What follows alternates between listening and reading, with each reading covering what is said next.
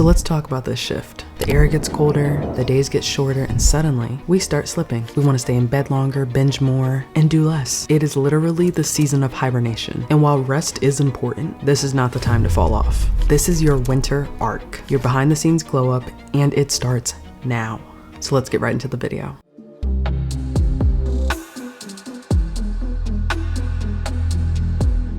So if you've never heard of the winter arc, I'm going to define it for you. Say for example, if you've ever seen a movie or read a story where the hero goes dark, kind of quiet, and then reemerges, totally transformed. That's what your winter arc is. It's not about being loud or telling people what you're up to all the time. It's about being intentional. And that's the word that we've been using all year in How to Build Your Dream Life. Building, healing, training, and prepping and preparing for the next chapter. Your winter arc is the time for you to look inward. So a lot of the times, summer is the time where we flourish, we're going to the beach, we're hanging out, we're reaping our harvest, the fruits of our labor. But the winter time, the hibernation season, the season where a lot of people don't see you all the time, that's the time to build. It's honestly my favorite time. A lot of people don't like the cold. I love it. It's where you get to refine yourself. Because some of my favorite parts are when I'm going to the gym and I'm in like baggy sweatpants and a sweatshirt and I'm just feeling really motivated, having the cold wind hit my face when I'm going on a run. All the things that build my winter arc really inspire me for the next season that's to come, which is spring, when you're flourishing and blooming. This is not the time to show off or announce that you're entering a winter arc. We'll be talking about this throughout the season, the next quarter four, the last few months of the year. And while I want it to start October 1st, it's better to talk about it in September. So it gets your brain thinking if you're still on the fence of starting your winter arc, whether that's working out, eating better, mentally getting help, like whatever that looks like for you, we are going to get there. Think of your winter arc as your cocoon phase. So everyone saw you in the summer. Maybe you didn't like what you saw. Maybe you didn't like who you were. This is the time to redefine who that is. You get to set the vibe. Get your tea, get your favorite playlist, put floor to ceiling window backgrounds from YouTube on while you're journaling. Like, this is the time to be that girl. So here are a couple of top practices that can help you start defining your winter arc. First, create a winter intentions list. This is a list where you are intentional about what you're going to see this next quarter. Don't wait for New Year's. Don't wait for January 1st. Don't wait for October 1st. Start the minute you see this video. You need to write down exactly what you're walking into 2026 like, who you're walking in 2026 with, what you're doing, how you're responding and reacting, like down to the point where it's not just the things you'd like to see in your life. Like maybe you've been saving for a car and you really want one. It's not just about the materialistic, tangible things. This is really about the inner work of you. How are you responding to people that piss you off? How are you responding to people that ignore you? How are you responding to life? This needs to include your goals, your routines, your habits, your character traits. I don't think we talk about that enough. And then once you do that, you need to go to step number 2, which is setting a 60 and 90-day plan. So what's helpful is that when you're starting this, if you're starting this in September, you get a chance to look at what the next 90 days look like starting from October 1 to December 31.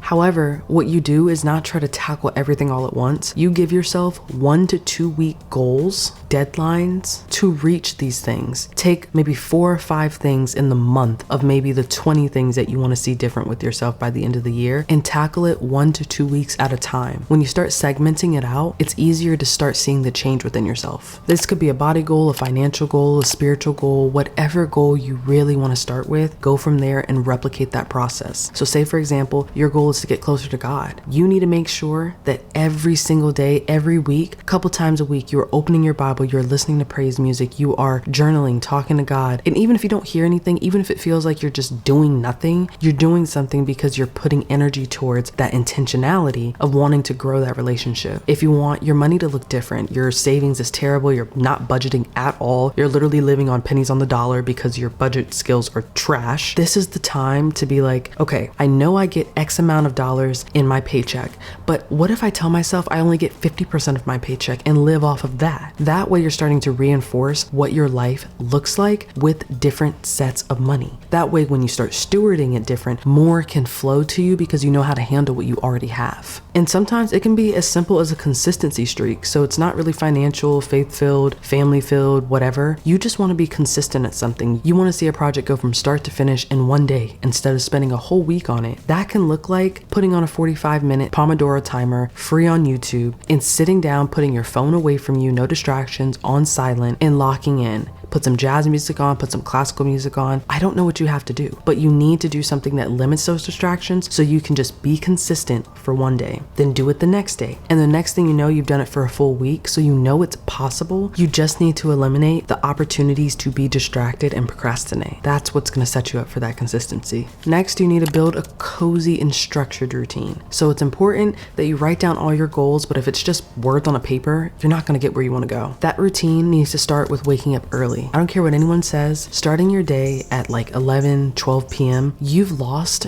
the prime hours of doing things before the world starts moving because they want to move at 8 or 9 a.m. or they want to start moving at 10 or 11 a.m. You don't have to wake up at 5 a.m. every day, but maybe there are a couple days in the week where you structure your specific days where you want to get the most done. 2 days out of the week where you're like, I'm going to wake up at 7 a.m. and I'm going to make sure that I eat a good balanced breakfast. I'm going to make sure that I read my Bible. I'm going to make sure that I get my clothes laid out the night before so I can reduce the mental stress on what my morning looks like so that I can focus 30 minutes on starting that book, 30 minutes on getting a workout in, 30 minutes on catching up with a family member that I know I won't have time for when my day starts at 9 or 10 or 11. You need to start with an early morning routine, because if you don't, it's going to be so easy to try to just be like, where's my day going? Like, what am I doing? I thought I was feeling good, but if you don't start it the right way, it's going to be really hard to end it the right way. Block off time for work, rest, and creativity. Blocking off time for work means that you're not doing 30-minute blocks. You're time blocking, which means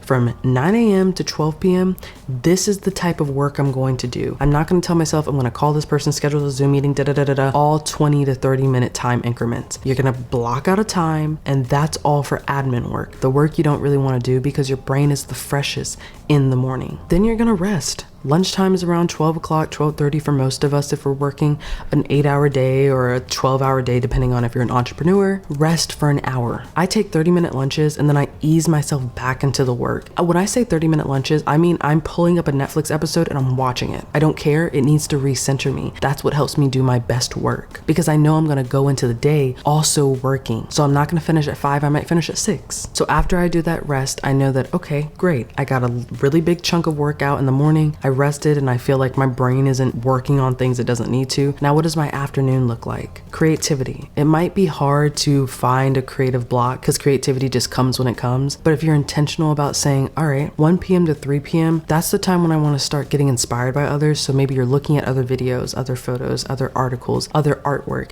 to get inspired. That way your imagination can start working towards whatever your artwork is. Creativity is going to come and flow at the times that it does. So I would recommend keeping a notebook or your notes app on you so that when you get an idea, you jot it down so that when it's time for that creative block the next day or whenever it comes, however you're switching it up to stay fresh and creative, you have that information. You don't have to think back to, okay, well, it wasn't the block where I was being creative, so I'm not going to put it in here. Write it down and then dissect it, go deep into it later.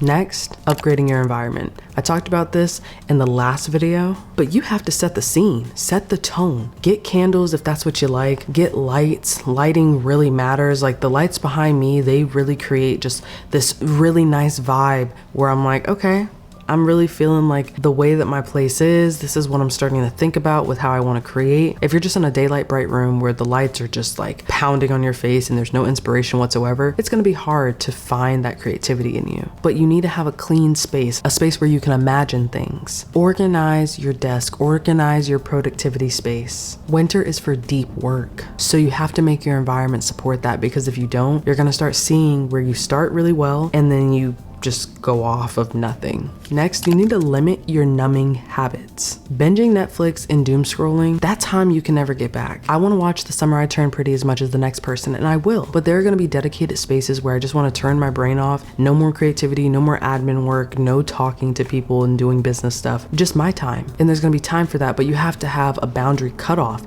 It can't just be 4 hours straight. 2 episodes if you've gone through a whole day where you felt productive. Replace those numbing habits with things that keep you mindful and present, like walking and journaling, listening to jazz music or music without lyrics. It can really help cultivate something in you that changes just your entire energy. And the real talk behind this season matters because winter isn't just the end of the year. It's the start of who you're becoming. The way you spend these last few months will determine between how successful you feel and how great you feel in starting off the next year, God willing. A lot of people will throw away these last couple months or just focus on the holidays that are coming. And trust me, I love a good meal meal and Christmas decorations is the next person. But if I don't continue doing the work within me, I am just gonna keep seeing the same person year after year after year. And then realizing and wondering, why didn't I grow? Why do I still feel like I'm 21 when I'm not? You know what I mean? Staying consistent in the winter, when spring comes around, you really realize how much work and effort you put in into loving yourself, trusting God's plan for you. And it's important that you continue to love yourself and feed yourself positivity and healthy habits, because that's how you make healthy decisions in your life, by the way you treat yourself throughout your everyday. The quiet work you do now is the loud confidence you carry later. The hardest part of doing anything is starting. It's gonna be hard to get out of the car if you're too overweight, or it's gonna be hard to eat salads all the time because you wanna be someone who is healthy. Like, that's just an example,